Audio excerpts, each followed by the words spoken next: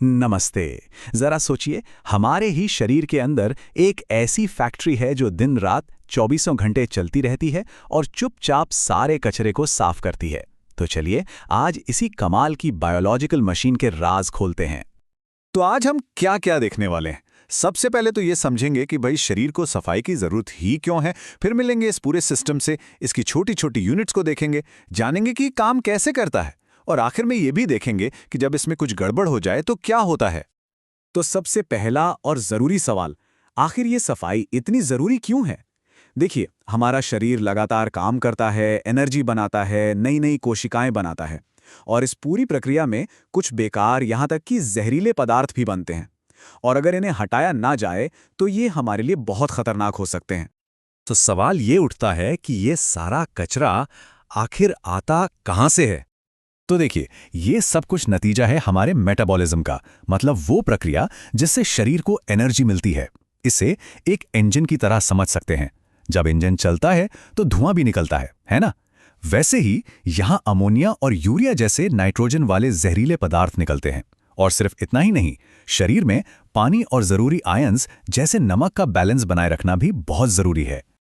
अब यहाँ एक बहुत मजेदार बात है। हर जीव ने इस प्रॉब्लम का अपना अपना सोल्यूशन निकाला है, और इसका राज छिपा है पानी में। जो जीव पानी में रहते हैं उनके लिए तो आसान है, वो सबसे जहरीले अमोनिया को सीधे पानी में ही निकाल देते हैं। लेकिन जमीन पर रहने वाले क्या करें? तो पक्षियों और रेप्टाइल्स ने एक कमाल का तरीका निकाला। वो इसे यूरिक एसिड में बदल देते हैं, जिसे निकालने के लिए पानी ना के बराबर लगता है। तो फिर हम इंसान और बाकी मैमल्स क्या करते हैं? हमने एक बीच का रास्ता अपनाया है। हमारा लिवर एक बहुत स्मार्ट काम करता है। वो बहुत जहरीले अमोनिया को कम जहरीले यूरिया में बदल देता है। और सबसे बड़ी बात, इस प्रोसेस में हम अपना कीमती पानी बचा लेते हैं। इसी स्मार्ट स्ट्रैटेजी की वजह से हमें यूरियोटेलिक कहा जाता है। तो अब जब प्रॉब्लम समझ आ गई है, तो चलिए इसके सल्यूशन से मिलते हैं। वो कमाल का सिस्टम जो इस पूरी सफाई का जिम्मा उठाता है, हमारा एक्सक्रीटरी सिस्टम। इस पूरी फैक्ट्री का डिजाइन बड़ा सिंपल और इफेक्टिव है। सोचिए, 2 किडनियां जो हैं मेन प्रोडक्शन यूनिट्स, फिर हैं यूरेटर्स यानी पाइपलाइंस जो माल को स्टोरेज टैंक यानी यूरिनरी ब्लैडर तक ले जाती हैं, और आखिर में यूरेथ्रा जो है एग्जिट गेट। अब बात करते हैं किडनी की। ये देखने में तो बस एक राजमा के दाने जैसी होती है, लेकिन काम के मामले में ये किसी पावर हाउस से कम नहीं है। इसका वजन भी ज्यादा नहीं, करीब 120 से 170 ग्राम, और ये हमारे पेट में पीछे की तरफ रीढ़ की हड्डी के पास बिल्कुल सेफ जगह पर होती हैं। अच्छा, अब असली जादू देखने के लिए थोड़ा जूम इन करते हैं। चलिए किडनी के अंदर चलते हैं और मिलते हैं उन लाखों छोटे छोटे कारीगरों से जो असल में सारा काम करते हैं। और इन कारीगरों का नाम है नेफ्रॉन। यही है इस पूरे सिस्टम के असली हीरो। सारा फिल्ट्रेशन का जादू वो यहीं होता है।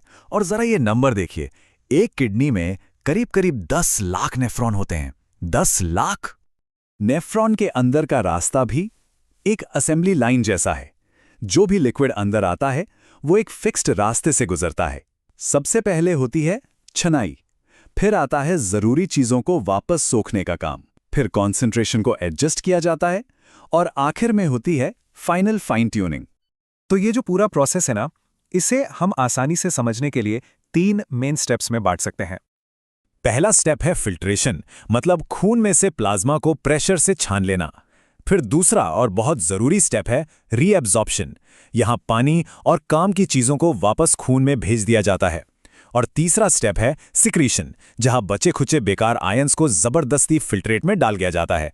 मतलब फिल्टर करो, अच्छा सामान वापस लो और बाकी कचरा बाहर फेंको। अब जरा इस फैक्ट्री की कैपेसिटी के बारे में सुनिए, होश उड़ जाएंगे।